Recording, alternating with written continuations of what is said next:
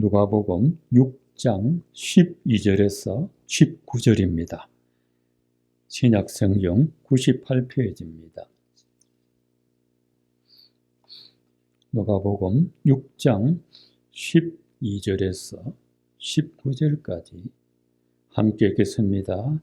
이때에 예수께서 기도하시러 산으로 가사 밤이 새도록 하나님께 기도하시고 밝음에 그 제자들을 부르사 그 중에서 12를 택하여 사도라 칭하셨으니 곧 베드로라고도 이름을 주신 시몬과 그의 동생 안드레와 야고보와 요한과 빌립과 바돌로메와 마테와 도마와 알페오의 아들 야고보와 셀롯이라는 시몬과 야고보의 아들 유다와 예수를 파는 자들 가롯 유다라.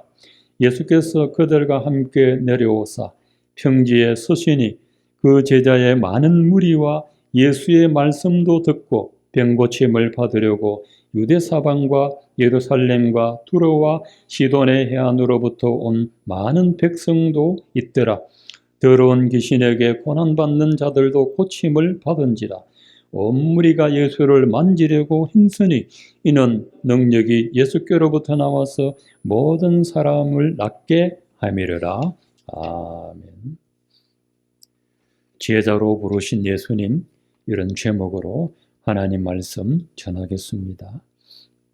예수께서 이 세상에서 짧은 생애를 사셨으나 요한복음 마지막 장 마지막 절에 보면 아주 많은 일을 하셨습니다. 그 많은 일들 중에 예수님이 가장 심혈을 기울인 일이 있습니다. 그 일은 이 땅에 예수님의 교회를 세우는 일이었습니다. 마태복음 16장 18절에 예수께서 베드로를 보고 말씀하셨습니다. 내가 이 반석 위에 내 교회를 세우리니 음부의 권세가 미치지 못하리라. 음부의 권세가 미치는 이 세상 속에 그 권세가 미치지 못하는 주님의 교회를 이 땅에 세우시겠다고 하셨습니다. 예수님이 세우신 이 교회의 핵심 인물들이 오늘 부름받은 12 제자들입니다. 에베소서 2장 20절을 보시면 너희는 선지자들과 사도들의 터 위에 세우심을 입은 자라라고 했습니다. 에베소 교회가 어떻게 세워졌느냐?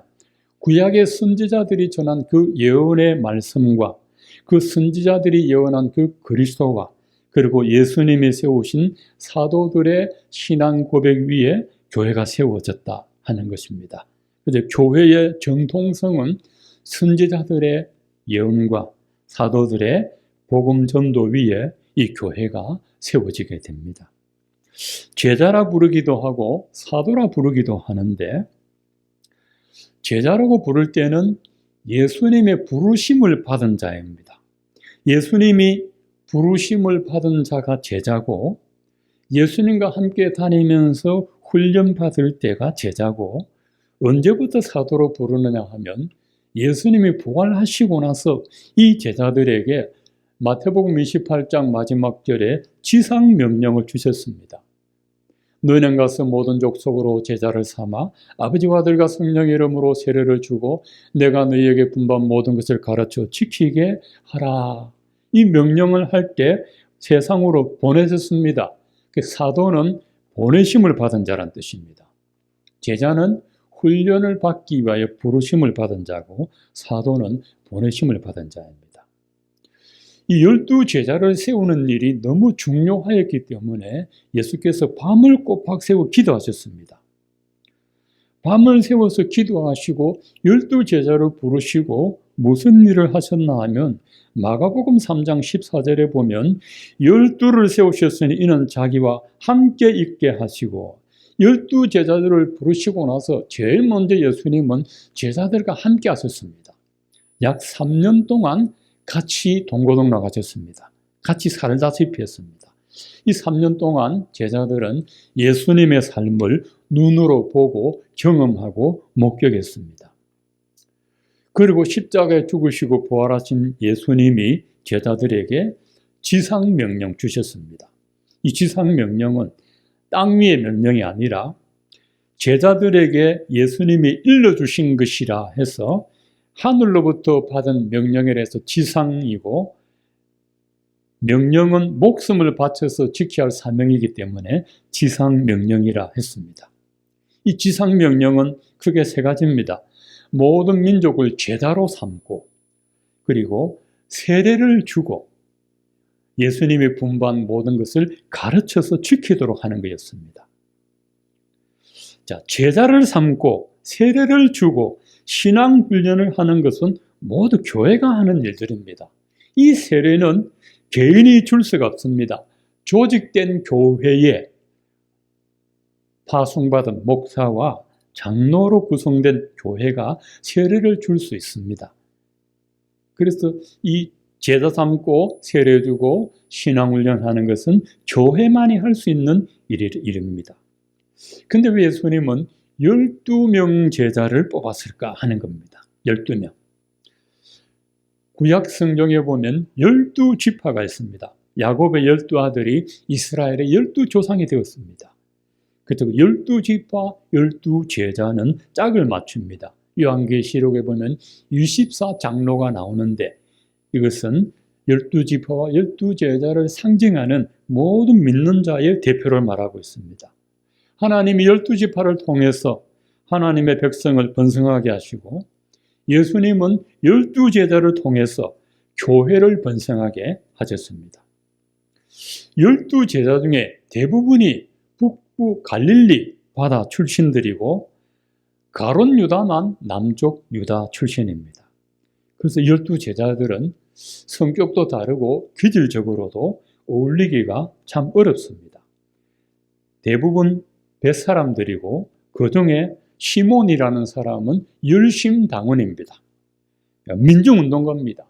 뭐 생기면 피켓 들고 으쌰으쌰 하는 이 대문꾼입니다. 가론 유다는 아주 냉혈 기질입니다. 사람의 기질을 네 가지로 나눕니다만은 이 12제자 보면 다 기질이 다릅니다. 점액질, 지방질, 건조질, 다혈질, 냉혈질, 이런 사람들이 한 지붕 아래 다 모였습니다. 예수께서 기질적으로 안 맞는 사람들을 12제자로 뽑으신 이유가 뭘까? 이왕이면은 비슷한 성향을 모아야 마찰이 없는데 전부 각기 다른 사람들입니다.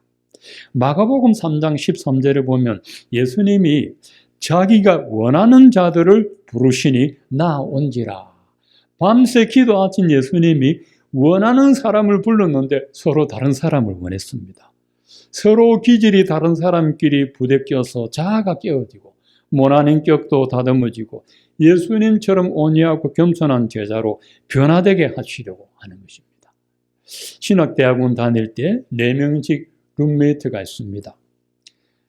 한 학기 동안 같이 있는데 두 사람이 있었는데 조금 잘 정리가 안 되는 사람입니다. 정리가. 뭐 전도사님이 돼도 몸에 배우다 보니까 정리가 잘 안 되고, 저는 비교적 좀 이렇게 깔끔한 스타일입니다. 저하고 나이는 뭐 차이가 많이 나기 때문에 저는 뭐 40 초반에 갔고 20대니까 거의 뭐 10몇 살 막내 동생도 안 되는데 내가 이렇게 치우고 다닙니다. 그 어지고 다니는 그 전도사님이 한 번은 비슷한 사람하고 한 방을 썼습니다. 한 방을 썼는데 어느 날 막 대판 싸움이 붙었습니다. 서로 어진다고 싸운다는 거예요. 둘 다 어지면서 서로 싸우는 거예요. 그 상대방 어지는 걸 보면서 자기 모습을 봐야 되는데 자기가 어지고 다니는 것은 안 보고 다른 사람 어지는 것을 보이는 거죠. 예수님 제자들도 그렇습니다. 이렇게 막 어지는 사람, 치우는 사람, 부지런한 사람, 또 뭐 넉장 부리는 사람, 이런 사람이 있는데 이런 사람들이 모여서 다듬어져 가지고 나중에는 예수님처럼 온유하고 겸손한 제자로 변화되게 하시려고 이런 사람을 원하셨다고 했습니다. 우리 교회 안에도 보면은 다 식성도 다르고 취미도 다르고 성격도 다르고 체질도 다른 것은 예수님이 원하셔서 우리를 부르신 겁니다. 불러주셔서 불같은 시련 통해서 다듬고 모진 고난 통해서 다듬고 기도로 다듬고 말씀의 칼로 다듬고 성령의 검으로 다듬어 가십니다. 다듬고 다듬어서 마침내는 예수님 모양 닮아가는 사람으로 변화시켜 주십니다. 하나님이 우리같이 연약하고 부족한 사람들 불러주셔서 나중에는 예수님처럼 온유하고 겸손한 인격자로 빚어가십니다. 그래서 신자는 주님 나라에 들어가는 그날까지 다듬어지고 있는 중입니다. 여러분 공사장 가면 공사 중이라 공사 중 불편을 드려 대단히 죄송합니다 하지 않습니까? 우리는 지금 영적인 공사 중입니다. 그래서 많이 불편합니다. 어떤 분은 자기가 신실한 신자가 되기를 포기하는 분들도 있는데 그럴지도 우리는 그리스도의 사람으로 다듬어가고 있는 중입니다. 좀 부담이 되지만 에베소서 4장 13절에 이런 말씀이 있습니다. 너희가 하나님의 아들을 믿는 것과 아는 것이 하나가 되어 온전한 사람을 이루어 그리스도의 장성한 분량이 충만한 데까지 이르리니 라고 했습니다. 우리가 지금 연약하지만 그래도 주님께서 우리에게 기도하시는 최종 목표는 그리스도를 닮아가는 겁니다. 사도 바울이 세운 교회 중에 고린도 교회도 처음에는 매우 연약한 교회였습니다. 고린도전서 1장 26절에 보면 이렇게 말합니다. 형제들아 너희를 부르심을 보라. 고린도 교회 너희들 스스로 한번 돌아보라. 육체를 따라 지혜로운 자가 많지 않고 능한 자가 많지 않고 문벌 좋은 자가 많지 아니하도다. 그러나 하나님께서 세상에 미련한 것들을 택하사 지혜로운 자를 부끄럽게 하려 하시고 약한 것들을 택하사 강한 것들을 부끄럽게 하려 하시며 하나님께서 세상에 천한 것들과 멸시받는 것들과 없는 것들을 택하사 있는 것들을 폐하려 하시나니 이는 아무 육체라도 하나님 앞에서 자랑하지 못하게 하려 하심이라 했습니다. 인간의 사고 방식은 강한 자 불러서 약한 자를 괴롭힙니다. 지혜로운 자 불러서 어리석은 자를 멸시합니다. 가진 자를 세워서 없는 자를 짓밟습니다. 그런데 하나님은 약한 자를 다듬어서 강한 자 부끄럽게 하시고 미련한 자 다듬어서 지혜로운 자 부끄럽게 하시고 없는 자 다듬어서 있는 자를 부끄럽게 하시는 것이 하나님이십니다. 그렇게 하신 이유가 미련한 나를 세운 하나님을 자랑하게 하시고 천한 나를 세운 하나님을 자랑하게 하시고 약한 나를 세운 하나님을 자랑하게 하시기 위하여 우리를 불러주셨습니다. 여러분 한 분 한 분은 예수님의 제자로 부름받은 하나님의 사람들입니다. 예수님이 처음 불러세운 제자도 처음에는 형편없었습니다. 여러분 베드로가 예수님 3번 부인하는 거 보지 않습니까? 위대한 신앙 고백을 했는데 그 베드로가 예수님이 고난당하실 때는 나는 예수님을 모른다 하고 오리발내는 사람이었습니다. 그런 제자들이 차츰차츰 변화되어서 그리스도를 위해 살았습니다. 베드로는 로마에서 순교했고 안드레는 그리스와 소아시아에서 순교했고 야고보는 헤롯 왕에게 순교했고 요한은 에베소서 순교하다 pat모섬에 유배되어서 마지막에 요한계시록을 기록했습니다. 빌립은 터키의 히에라볼리에서 순교하고 바돌로메는 아르메니아에서 순교하고 도마는 인도에서 순교하고 세리마테는 이디오피아에서 순교하고 야고보는 이집트에서 순교했습니다. 우리는 예수님이 직접 세운 12제자는 아닙니다. 하지만 우리는 12제자처럼 살아야 할 사명은 예수님께 부여받았습니다. 우리가 12제자처럼 예수님과 같이 다닌 적 없지만은 예수님과 인격적으로 교제할 수는 있습니다. 우리는 제자들처럼 예수님의 부활을 눈으로 목격하지는 않았지만 성경을 통해서 예수님의 부활을 믿습니다. 우리는 12제자처럼 선교지에 가서 복음 전하지는 않지만 가까운 이웃들에게 예수님 복음을 증거할 수는 있습니다. 우리가 12제자처럼 선교하다가 장렬하게 순교하지는 못할지라도 우리는 예수님 말씀대로 우리 자신을 부인하면서 순교하는 마음으로 살아갈 수가 있습니다. 여러분이 예수님의 제자로 살아가기 위해서 경험해야 할 영적 체험이 있습니다. 그 첫 번째는 여러분의 지성적으로 복음의 진리를 깨달아야 됩니다. 하나님 우리에게 왜 지성을 주셨느냐? 복음의 진리 깨닫게 하시려고 지성을 주셨습니다. 며칠 전에 이름은 없는 분입니다. 강모 씨라고 하는 분이 서울대학과 서울대학원을 졸업하고 박사학위를 받으신 엘리트인데 크게 알려진 분은 아닙니다만은 이분이 진리를 발견하기 위해서 성경도 보고 불경도 보고 했는데 불교 서적에서 궁극적인 진리를 발견했다고 합니다. 그걸 볼 때 제가 참 너무 안타까웠습니다. 성경을 읽었는데 성경 속에서는 진리를 발견 못하고 불경에서 진리를 발견했다고 했는데 그 진리는 미혹의 영입니다. 미혹의 영. 예수께서 말씀하셨습니다. 그리스도가 여기 있다, 진리가 여기 있다 해도 속지 말라 하셨습니다. 구약에도 하나님께서 이스라엘 백성들에게 거짓 선지자가 나타나서 기적을 행할지라도 속지 말아라 했습니다. 이 세상에는 미혹의 영이 많습니다. 미혹의 영이 많습니다. 궁극적 진리를 발견했다고 하는데 그게 얼마나 허무한 것입니까? 얼마나. 이 궁극적인 진리는, 철학에서 말하는 궁극적 진리는 성경 말씀밖에 없습니다. 예수 그리스도밖에 없습니다.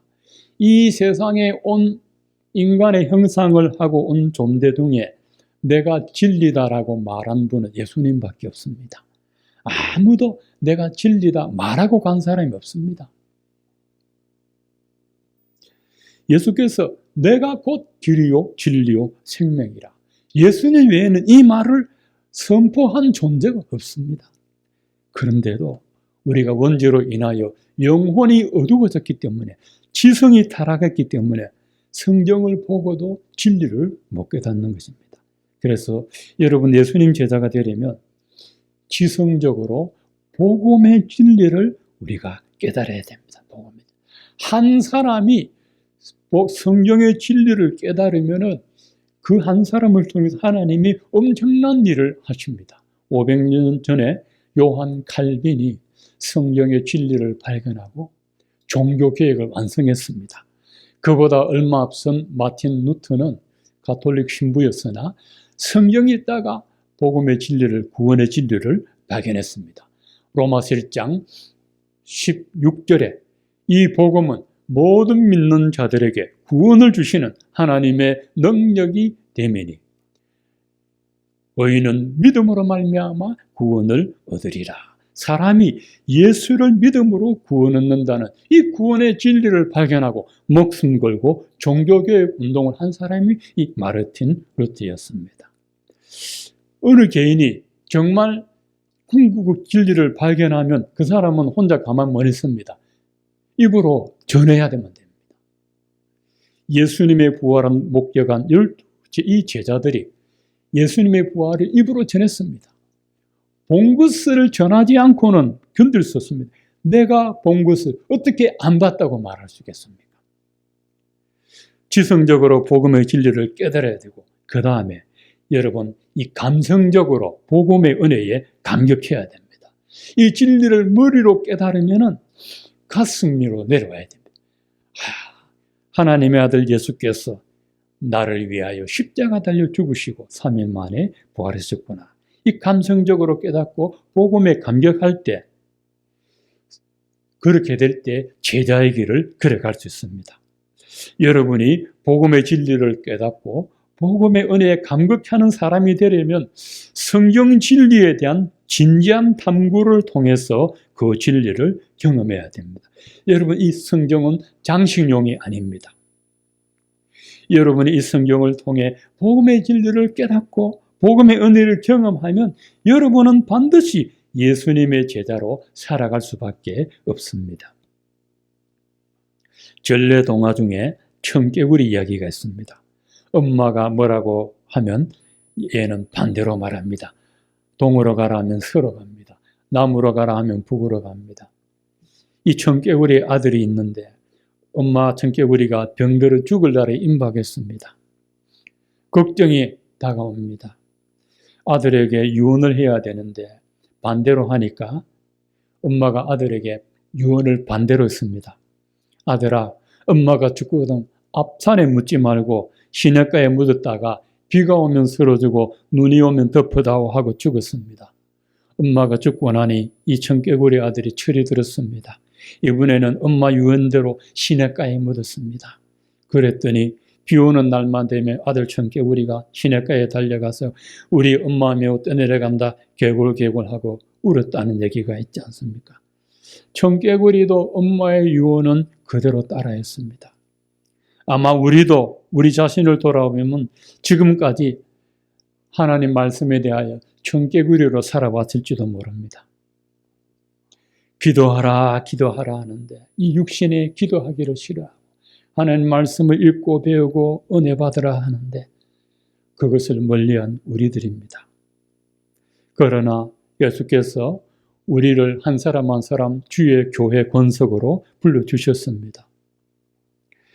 예수께서 부활하시고 하늘로 승천하시기 직전에 제자들에게 마지막 유언과도 같은 지상명령을 주셨습니다.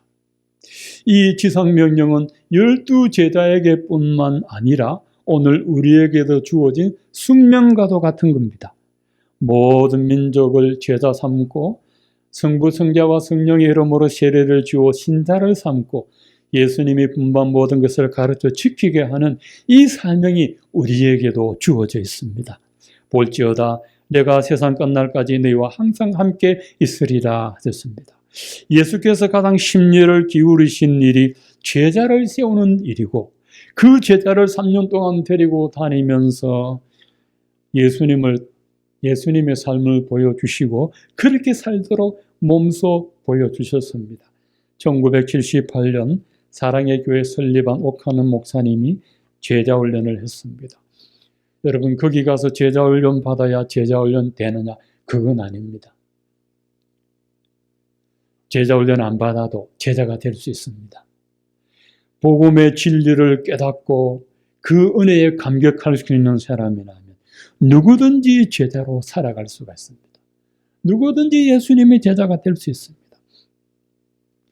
예수님을 따르는 이 제자의 삶을 통해서 건강한 교회를 세울 수가 있습니다. 우리 한사랑교회는 하나님께서 세우셨습니다. 사람이 세우셨다면 벌써 어떻게 되었을지도 모릅니다. 하나님이 세우셨기 때문에 많은 환난과 풍파 속에서도 오늘까지 하나님이 지켜주셨습니다. 이 한사랑교회가 영적으로 강한 교회가 되려면 여러분 모두가 그리스도의 신실한 제자가 되어야 됩니다. 장기 뚫 때 여러분 조리되면 안 됩니다. 우리는 하나님 나라 쫄병으로 부른 게 아닙니다. 하나님 나라의 강한 군사로 불러주셨습니다. 요 고개 넘어가면 풍성한 교회가 있습니다. 6개월 동안 군사훈련 돈을 많이 줍니다. 몇백만 원 주고 받는데 여러분 그 군사훈련 받았다고 군사훈련 되느냐? 누구든지 성경을 통해서 체계적으로 조직적으로 예수님을 인격적으로 만나기만 하면 그 사람은 예수님의 제자로 살아갈 수가 있습니다. 살아갈 수 있습니다. 여러분 모두가 그리스도의 제자가 되기 위해서 날마다 성경을 배우시고 성경 속에서 복음의 진리를 깨닫고 그 진리 속에 담겨있는 복음의 은혜를 경험함으로써 그리스도의 제자로 살아갈 영적 힘을 얻을 수가 있습니다. 머지않은 날 주님 앞에 설 날이 점점 가까워 오고 있습니다. 우리가 어떤 모습으로 살아야 주님 나라에서 칭찬과 상급을 받을 수 있을까? 이걸 여러분 늘 생각하셔야 됩니다. 우리가 오늘이 마지막 날이라고는 살아갈 수는 없습니다. 사람이다 보니 방심할 수도 있고 안일함에 빠질 수도 있습니다. 그러나 졸고 있는 제자들을 보고 예수께서 깨어 있으라 말씀하셨습니다. 우리가 믿음에 꺼 있다면 이미 지나간 삶은 돌이킬 수 없습니다. 앞으로 남은 삶은 그리스도의 제자로 우리가 살아야 하지 않겠습니까? 예수님이 기도하시고 12제자를 부르사 그들을 통해서 교회를 세우시고 그 교회가 한국까지 와서 이 한사랑교회가 세워지게 하셨습니다. 예수님의 그 소원은 지금도 마찬가지입니다. 우리가 만나는 사람들에게 예수의 복음을 전하게 하는 겁니다. 제가 주일 아침에 수원지 앞에 김밥을 사러 가는데 날이 따뜻하다 보니까 수많은 군중들이 수원지 앞에 모였습니다. 그렇게 젊은이가 많은 줄 몰랐습니다. 44번 버스 타고 내리고 앞에 쫙 모여가 있습니다. 그래서 어저께 오후에 제가 전도지를 들고 갔는데 토요일 날은 등산객이 많이 없어요. 오늘 아침에 가니까 너무너무 많아요. 그래서 전도지 사탕 2개 넣어가지고 전도 편지 있는 거 하나씩 나눠줬습니다. 산에 가셔서 피곤하실 때 사탕 드세요. 고맙습니다. 고맙습니다. 봤는데 한 사람이 이라더라. 항상 그런 분이 한두 번씩 있어. 근데 이래 하는 분이 예수 믿을 사람입니다. 여러분 전도하는데 예예 이런 사람은 교회 잘 안 가요. 반응하는 사람이 가요. 저도 전도 받았을 때 막 반응을 했어요. 근데 그런 제가 교회를 가게 됐어요. 그 사람이 있으면 여러분 기뻐해야 돼요. 그 사람이 가능성이 있어요. 관심이 있으니까 반응하는 거죠. 탁 일하면 인간적으로 기분이 덜 좋거든요. 그것도 보도 안 해. 탁 일한다고. 말 걸지 마라 이거죠. 근데 그 사람에게 가능성이 있는 거예요. 그 사람. 그래서 참 이 성주 수원지가 주일 아침에는 황금어장이다. 황금어장이에요. 부부간에 오고 동행기로 사탕을 주면 거부는 안 하잖아요. 우리 평일날은 이렇게 마스크 끼고 전도하기 커피 전도도 못 하는데 이거 주는 거는 괜찮겠다 싶어요. 생각 있는 분은 한 10시 돼서 저하고 같이 가면 이렇게 나눠주면 됩니다. 만들어 놓겠습니다. 그래서 참 이 전도한다는 것이 참 기쁘구나. 내가 기쁜 게 아니고 주님이 참 기뻐하시겠구나 싶습니다. 이제 여기 계신 분들 중에 앞으로 살 날이 더 많은 분도 있지만 살 날이 적은 분이 대체적으로 많습니다. 주님 나라 갈 날이 가깝습니다. 주님 앞에 설 날을 우리가 한번 생각해 봅시다. 한 번 죽는 것은 사람에게 정하신 것이요 그 후에는 심판이 있으리라. 믿는 자는 생명의 부활로 안 믿는 자는 심판의 부활로 임한다 하겠습니다. 여러분 생활 현장에서 그리스도의 신실한 제자로 다 살아가시기를 바랍니다. 그래서 오늘부터라도 여러분 성경 정기적으로 꼭 읽고 연구하시고 거기서 이 복음의 진리를 깨닫고 감격하셔서 이제 남은 날도 주님의 제자답게 살아가는 저와 여러분 되시기를 축원드립니다.